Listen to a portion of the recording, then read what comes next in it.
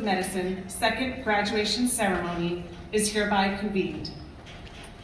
Please rise for the singing of the national anthem.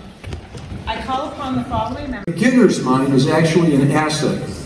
With less experience to draw from, beginners can approach obstacles with open, observant minds rather than being clouded by preconceptions. They are flexible rather than rigid. They have humility and an eagerness to learn, rather than assuming that they already have all the answers.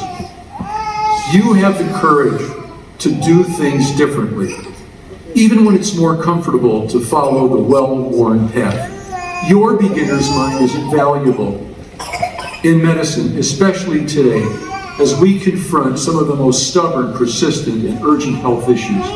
And it's something I call upon you to maintain, even when you're no longer a beginner. Hold on to that courage and curiosity of the beginner's mind as you take the next step, and the next one, and the next one. I'm curious myself to see how you'll create a healthier world for everyone with that mindset. So that's number one. Second, the challenges facing medicine today also require collaboration with our communities. Dr. Elias shared with me some of the creative ways many of you are already forming partnerships with the communities you serve across Long Island. Please rise. You'll find the Hippocratic Oath on the other side of your diploma. For those who'd like to follow, it's in the book, the program. And I also invite all of the MD faculty who would also like to recite the oath as well. So we can do this together, right? I do solemnly swear by that which I do hold most sacred, that I will be loyal to the profession of medicine and just and generous to its members, that I will lead my life and practice my art in uprightness and honor, that into whatsoever house I shall enter, it shall be for the good of the sick, to the utmost of my power, holding myself aloof from wrong, from corruption, from tempting of others to vice. That I will exercise my art solely for the cure of my patients, and will give no drug, perform no operation for a criminal purpose, even if solicited, far less suggested. That whatsoever I shall see or hear the lives of patients,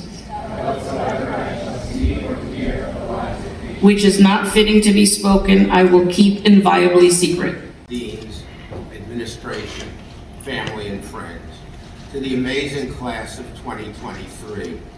I'm sure that you have been waiting for this day and the moment a little while from now when you receive your diploma.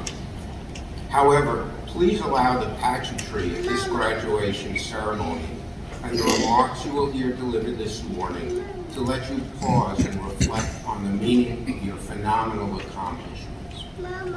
Immediately after your degrees are conferred, you will recite the Hippocratic Oath, modern version. The ancient version of the oath begins with the phrase, "I swear by Apollo the physician and Asclepius." According to Greek mythology, Apollo was a god who presided over plague and healing. Asclepius, his son, was said to possess supernatural healing powers. It is said that Zeus was so jealous of Asclepius' healing powers that he struck him down with a thunderbolt. Apollo then killed the Cyclops who forged Zeus's thunderbolt. For this, Zeus banished Apollo to live on Earth as a mortal. Grandfather. These very brief remarks, advice of a sort, because I'm sure you haven't gotten enough yet, are no doubt colored by that history. Three things then. First, an assurance.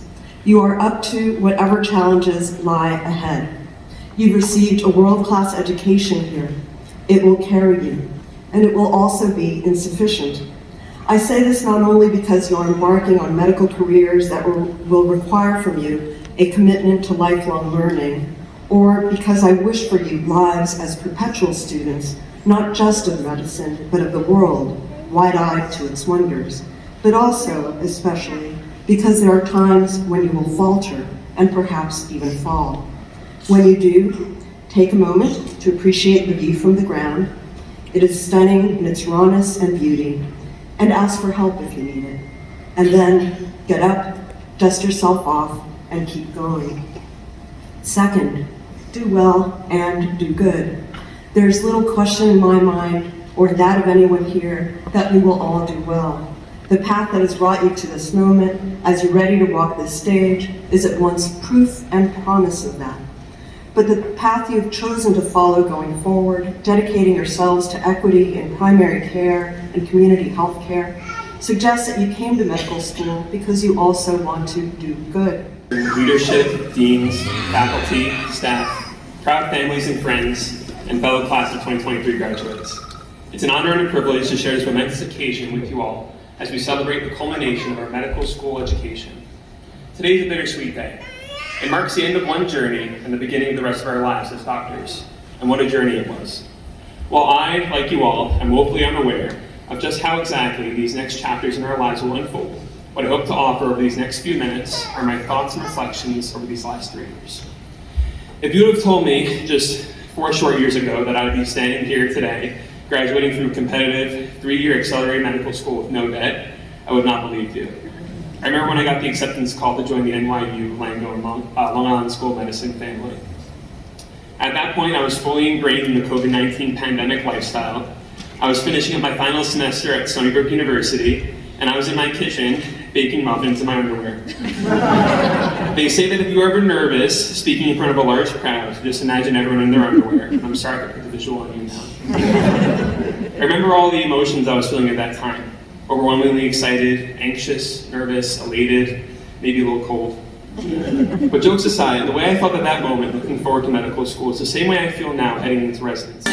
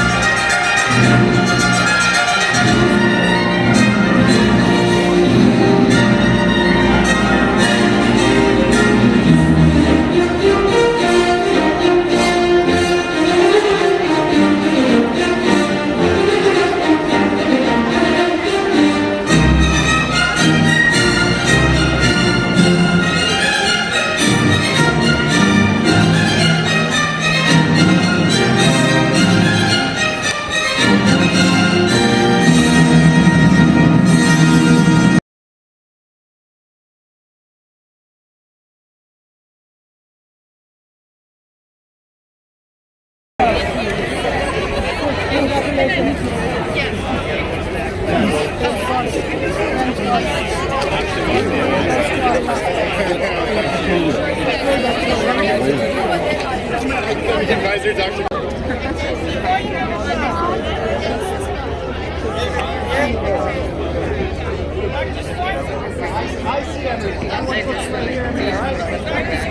Dr. Squirt.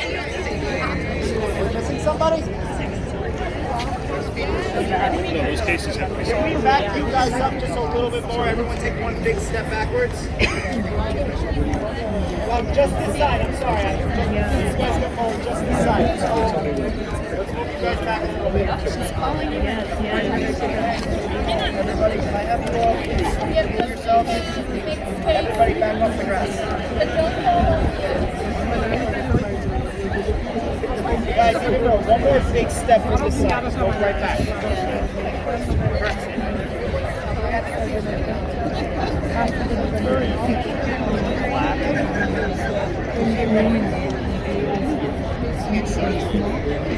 Yes, just a little bit.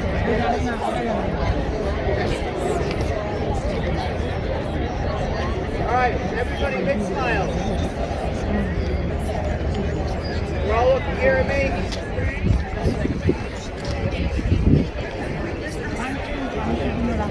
Everybody's looking here. Taking the picture.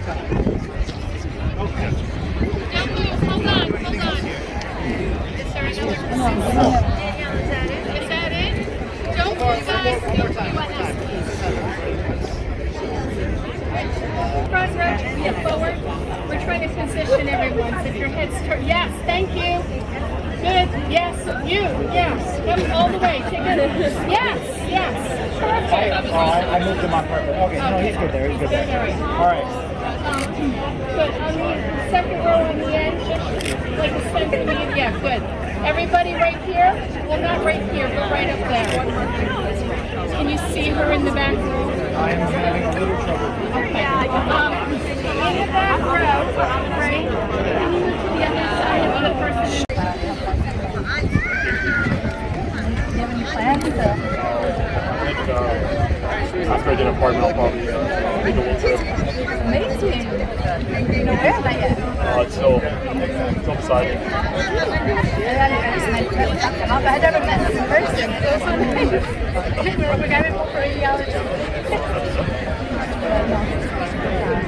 Thank you again.